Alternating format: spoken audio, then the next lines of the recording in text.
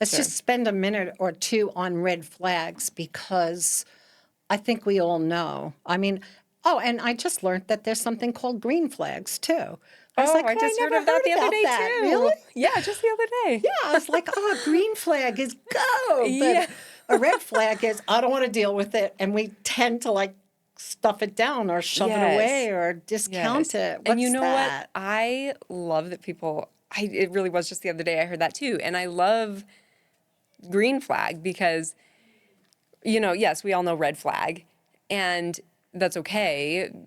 That has to be, I guess. But I think that's another example of how we can focus on the negative. Instead, let's look for somebody with a green flag. Right.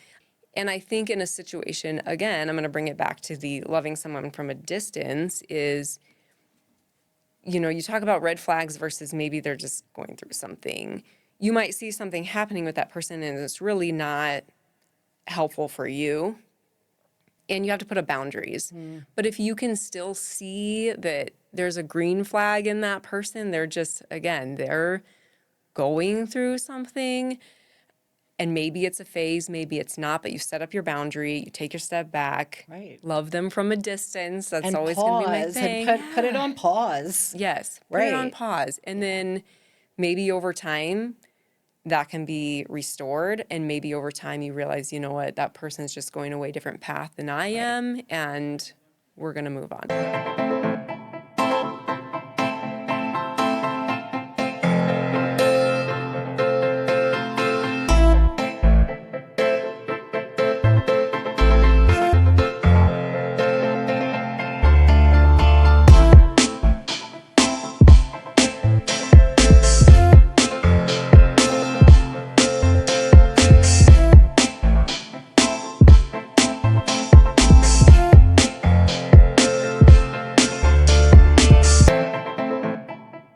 If you're within the sound of my voice, you're listening to the Sterling Spin podcast. And I am excited to bring you a new spin on living, learning, and loving. And I will offer you solutions for well-being. My guests that come into the studio are those that have inspirational stories and experiences that I know you'll want to hear about. I'm Liz Sterling, and welcome to today's program. With me in the studio is Autumn Tanega. She is a holistic nurse. And when I heard that, I was like, I want to know more. Don't you want to know more? 13 years she's been practicing. And like the roads that are meandering roads, she found her way to practice and to help those who are caregivers to those who need help, as well as end-of-life situations. Let's find out more now. Welcome to the program. Thank you. Thanks for having me, Liz. I'm so happy you're here because we met and it was a very crowded room and there were a lot of people and it was a ribbon cutting ceremony and it was very celebratory. And I was attracted to you because I feel you have an inner stillness. Thank you. You're welcome. I appreciate that. I like that. So is that cultivated? Over time, yes. I will say when I was younger, I heard people say that to me a lot. People were drawn to me because they felt more at peace in my presence. As I've gotten older and the world does what it does to us, it's something I've had to make intentional effort at keeping up. When the world does what it does to us, I'm just going to ask you, I mean, everybody has their own what the world does to us. What has the world done to you that has catalyzed you to work harder to maintain and keep that stillness and that peace? I have experienced death, which I know we will talk about that a little bit. Death of people close to me, family issues that really rock your sense of a peace at the base of it, safety, security, relationships that go awry from what you thought that person maybe intended for you, and lessons in life when you're faced with something that even you chose and it shows you a piece of yourself. It's a mirror to you. Wow, you're jumping right in. Okay, girlfriend, I like it. So, all right, this is what I'm hearing you say. So you had death, and it was difficult, and your world was rocked. And then you had relationships that you relied on others, and that didn't work out as planned. But most importantly, it seems, is that when you choose to be in a relationship or to engage with someone, and then all of a sudden, like you're starting to see how you're behaving or acting in that relationship, and you're like, whoa, I need to put the brakes on and do something different. Yes. So that, Yes. and you called it mirroring. Where did you come up with that language? I think it's just an easy thing to picture, honestly, for myself, being in situations where you just easily recognize, okay, something's happening and I'm reacting in a way, but it's not that person or that situation. Let's It's get just, specific. sure. Give me a something that you were able to see mirrored in the other person, an aspect about yourself that you decided, I've got to work on this. Sure.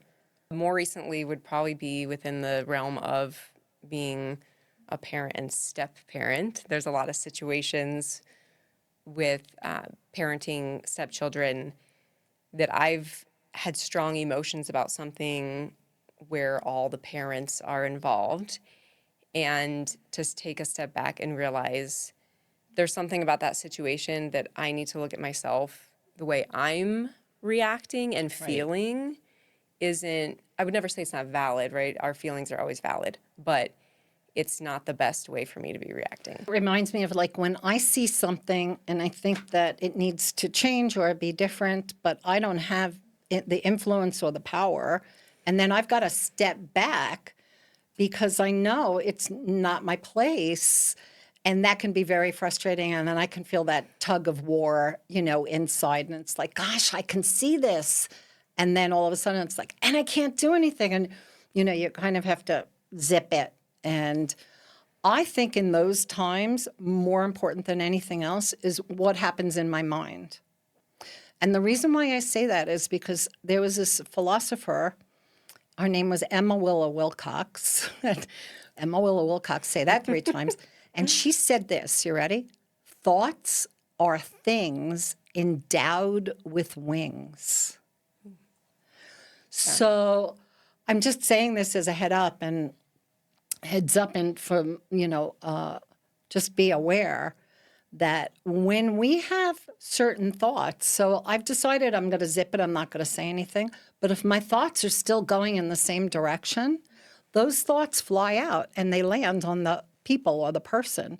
So we have to get to manage what we're putting out because it lands.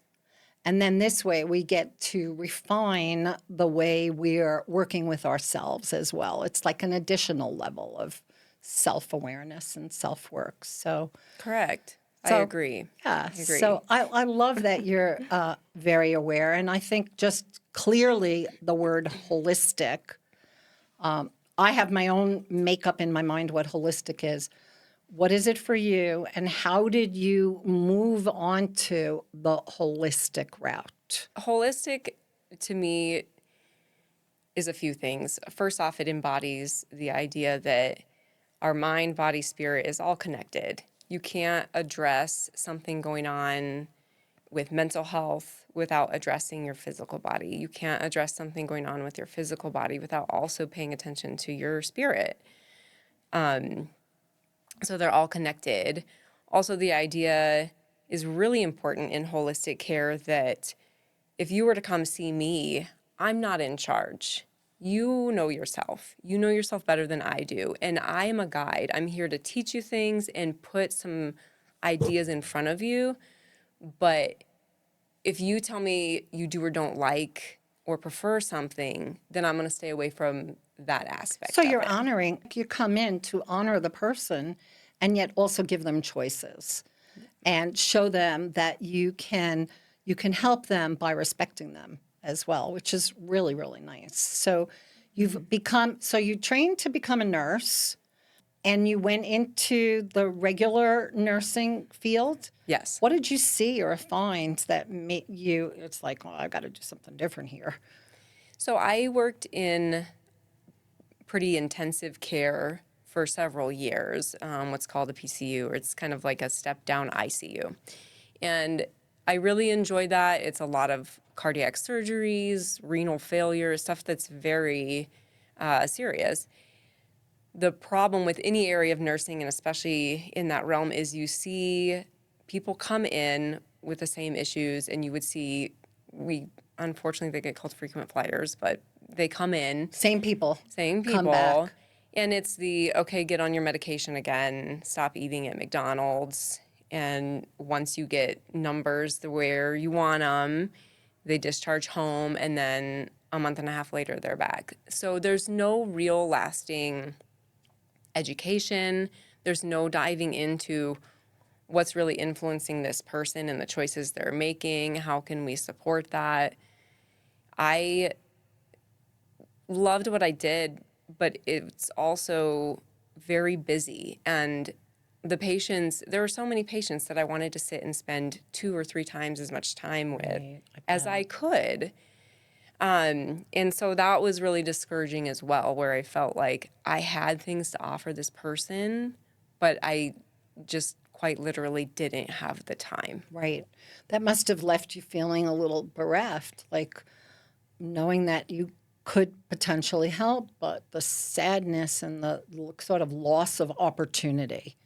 And so that moved you into going for additional training or schooling or support services. How did you handle that? Yes. So the certification I have is it's a 4-course certification, and I sought that. After years of doing nursing, I really was pushed more that direction, and I was really further impassioned for it after all of my many experiences with hospice situations. So even in the hospital, I think the people that, in general, I can't say this completely, but in general, I feel like I did the most good for is the patients that wound up going on hospice in the hospital, and we would help them die in the hospital. I just felt like I did them the most good. I worked for a time in home hospice and absolutely loved that. I just felt like I really truly came alongside people and helped them to do what they wanted. Right.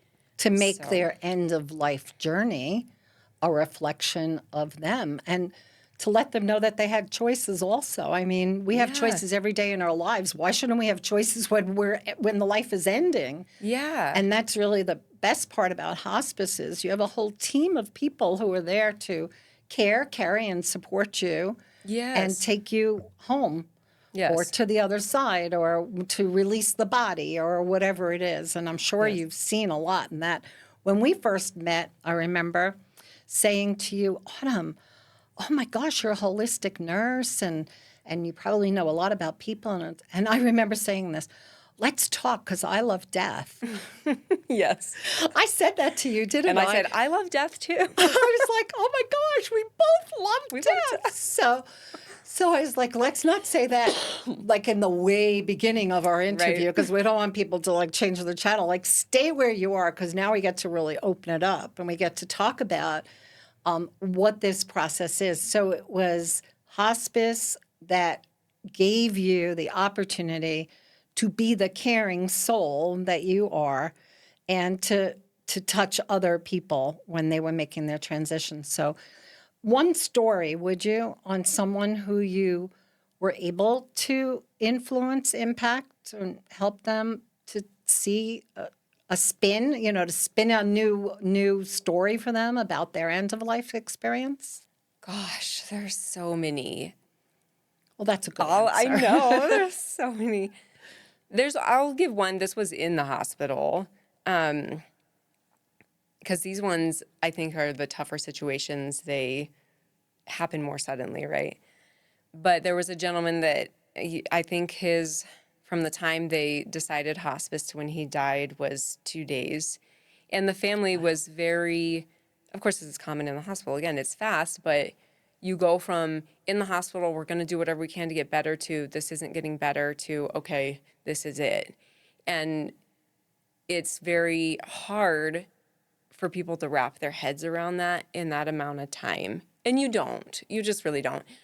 But to create opportunities for the families there where it's peaceful and quiet, and say things, starting conversations such as, what's your favorite memory with your grandfather, while you're there cleaning him up, so they can start having positive memories.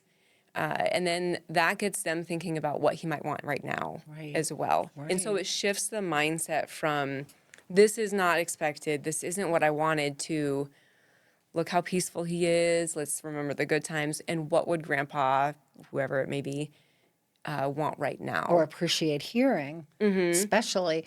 So Yeah. it's like a shift from the focusing on the loss Yeah. to remembering the gains Yes. and being able to reactivate the memories so Yes. that remains alive. Yes. That's how it sounds. Those remain alive. Yes. That's a tough one to go so quickly. I want to be able to make like a hard left turn into caring for caregivers, because I'm getting a feeling that you've seen what happens to caregivers. And I have friends who are utterly frustrated, anxious, exhausted, you know, just life is changing on a dime. They're dealing with maybe macular degeneration and especially dementia, Alzheimer's. It's like, what do you do? How do you wrap your head around it? So I know Sure. we call this the Sterling spin, but we don't want our heads spinning around. We want to be Yeah. able to like write our perception and write our thinking so that we can face onto and into what we need to. True. Yes. Yes. And I think the reason hospice kind of sparked even more interest in that for me is because there is a parallel there.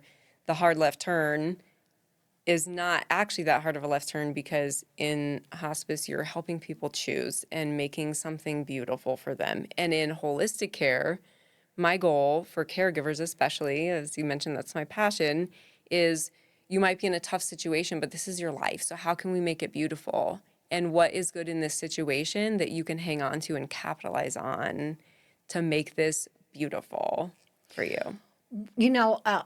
This is the second time since you're speaking that I have really gotten how each moment it matters, in life. And we'll come right back to that. I'm just going to take a minute and pause. And thank you so much for being with us. Autumn, I'd love for you to also let people know how they'll be able to get in touch with you. So you're listening to the Sterling Spin podcast. I'm Liz Sterling, and you're watching us right now. So please subscribe. Here we are on YouTube. I'd like you to like, if you can, comment. And you'll see, once you subscribe, you'll see a little bell come up. If you hit the bell, that means that you'll be notified every time that we have a new show that drops. And that's on every Sunday we drop a new show. So here we are enjoying these episodes. And you may have a story or something to share or an unusual experience, and I'd love for you to get in touch with me. It's at sterlingspin@gmail.com. And also, you may feel like you want other people to know about you as a supporter of the Sterling Spin. We have sponsorship opportunities available. So you can contact me again at my email account, and that's sterlingspin@gmail.com. And I'll give you a second or two to let people know how they can get in touch with you, your affiliation with your organization. And then this way they can say, I want more of that. And I know you do coaching as well, so you can coach people through their difficult times. Yes. Well, thank you. So, again, my name is Autumn Tanega. I am the holistic wellness coach at Valor Counseling and Holistic Services. We are here in Longmont. You can visit our website at valorcahs.com.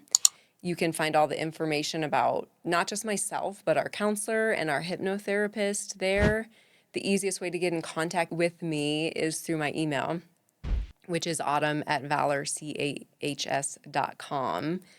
And you can find out more on the website. Email me for any further questions. I am happy to do a free phone call with anyone that's interested in services, or even just to find out more so that we know whether or not I would be the right person to help you. That's great. I'm sure you are. And I just wanted to clarify it's CAHS. So it's Valor. CAHS is Counseling and Holistic Services. I did my research. Correct. I'm like, why is these letters here, CAHS? And so it's easy to say Counseling and Holistic Services. So you're Yes. part of a team of people. Yes. And you're working together and you've come to a team that offers different services to people that are in there living their life process. So right before we paused, I said, it's like we have to make life matter now. Yes. Because like you hear the saying, well, the now moment, or this is the moment that matters, or be here now, or, how do you get... But when you're dealing with people who are in their end of life experience or told that they have 2 days to live and looking at their life, how do we make our life matter now? How do we live and love and learn and just take what life has to give us so that we can make the most of it? Sure. There's definitely a few things that are pretty important. I'd say people really need to not forget what brings them joy. So in some sense, depending on your situation, it can be very hard to remove yourself from that situation. Let's say you're caring for a special needs child. That's your caregiver role. Or an aging parent with Alzheimer's. You mentioned Alzheimer's. That's a really tough one too. But even moments, little moments, 5 minutes during the day, to tap into something that really brings you joy. Don't forget yourself and the things that light you up inside. That's really, really key. So the first thing is joy. Tap into your joy. Yeah. And I'm wondering if, as I'm thinking, wow, do I know what my joy is? I think that's got to be the first question for somebody who's hearing this or watching. It's like, have you been able to identify what your joy is? And as I'm saying it, I'm buying a little time. I'm like, I love to cook. Yeah. Or even put food together or, help. We have a whole team of people that are in this room right now. Aside from you and I, Anthony, a producer, we have a Facebook coordinator and social media person. We have a support system on our beautiful soundboard, and I want to thank you so much for being here with us, J-Mac. And Aldo, who is a previous interview and people loved, is here just lending his love and support to the room and helping us with sound and camera as well. So I want to thank everybody for being here. Yeah.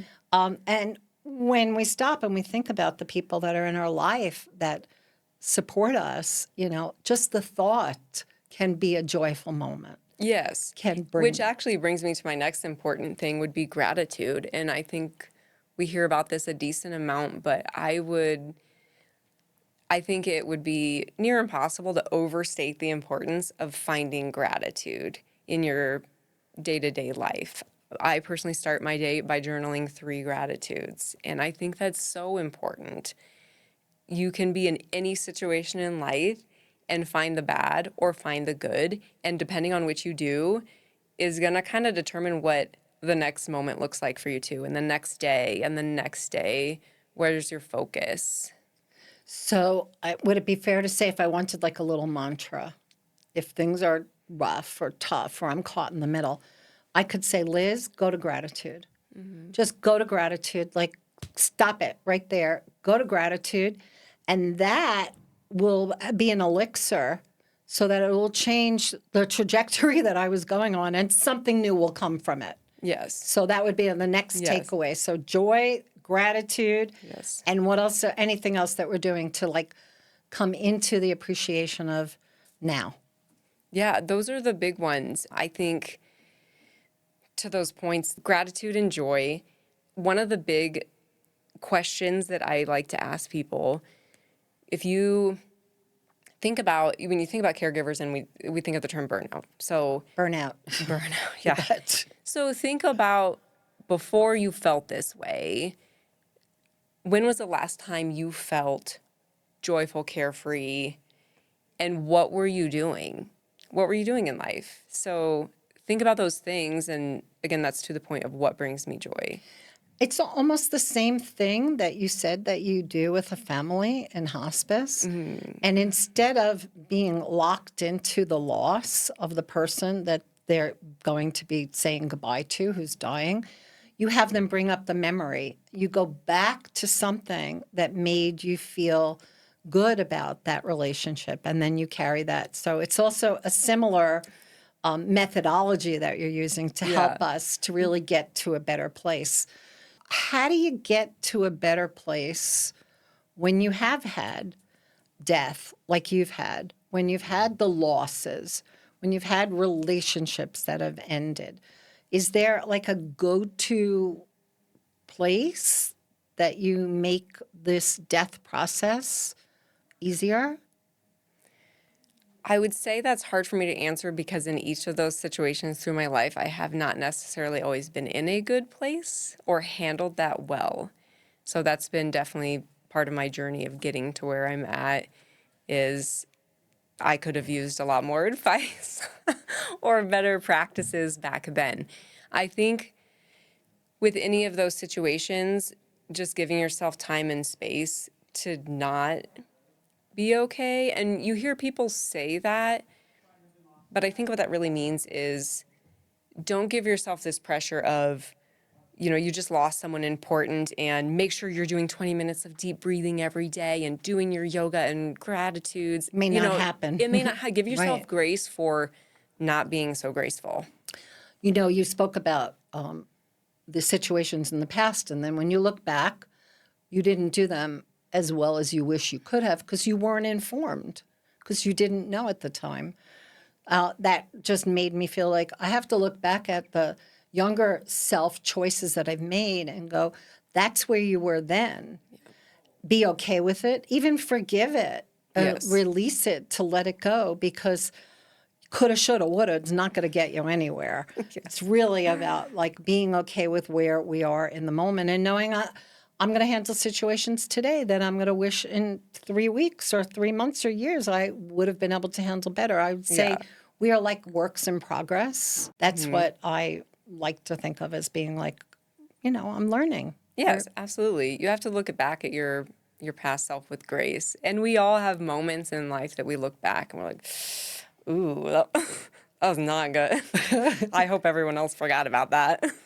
I But like that you you're learn laughing. from it, Right. and it brings you to where you are. And another thing that I would say, as far as handling those situations, is there have been some very difficult and hurtful situations that I've had to move through with the mindset when there's another person there that I had that one of the biggest lessons I've learned is sometimes you have to love someone from a distance. And that's not just a physical distance, but it was learning that I need to take a couple major step back so that maybe someday we can repair this and heal.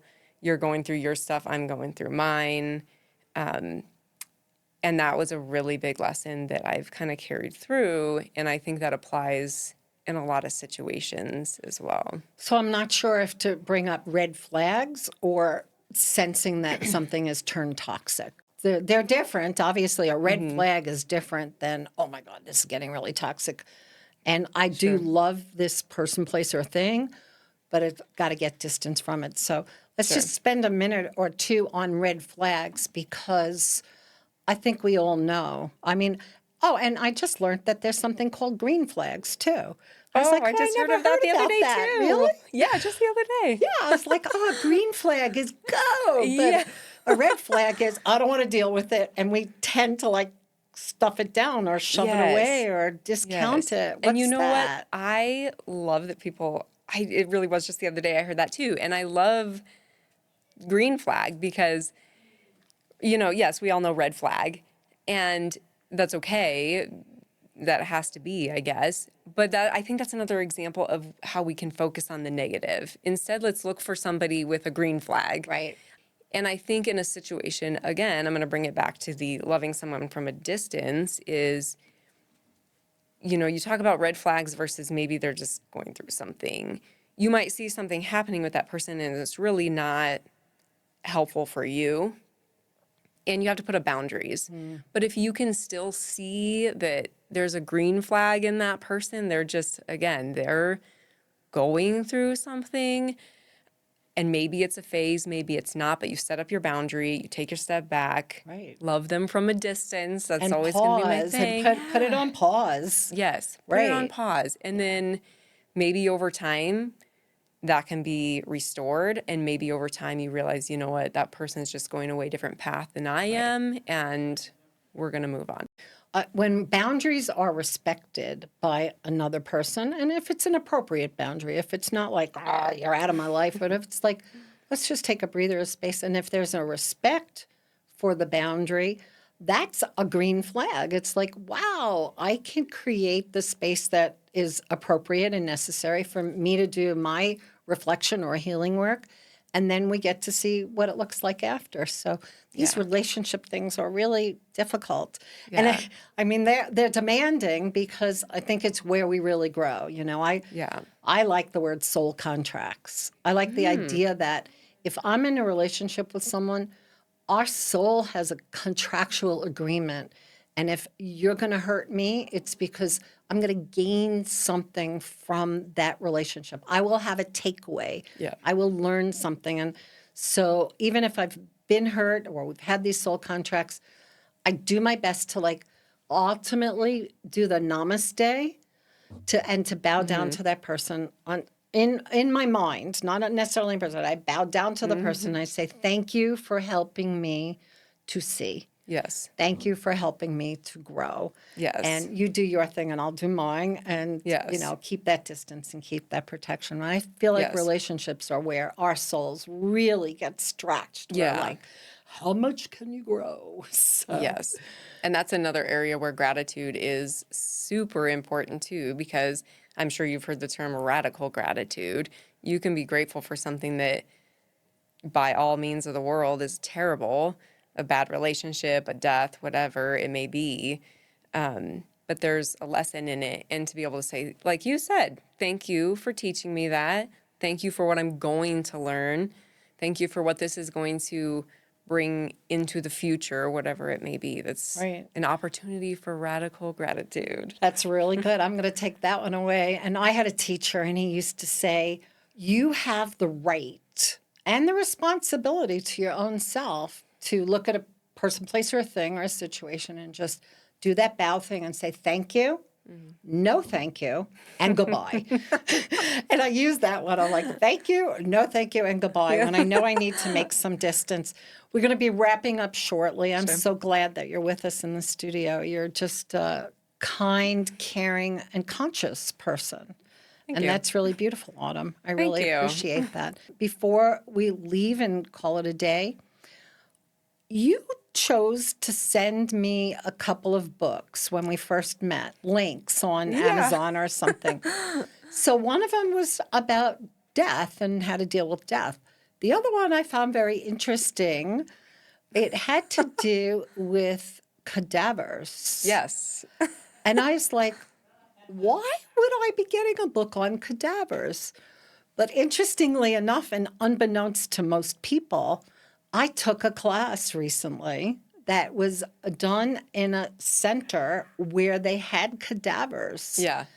that they were using for teaching and education. And I had my first opportunity in my 67 years of life here on this planet to see and work with a cadaver. And it was the pelvic region, and it was just fascinating. But what was that all about?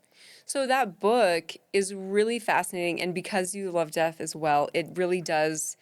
She talks a lot, the author talks a lot about what happens with your body after death and how that, we feel about it in life.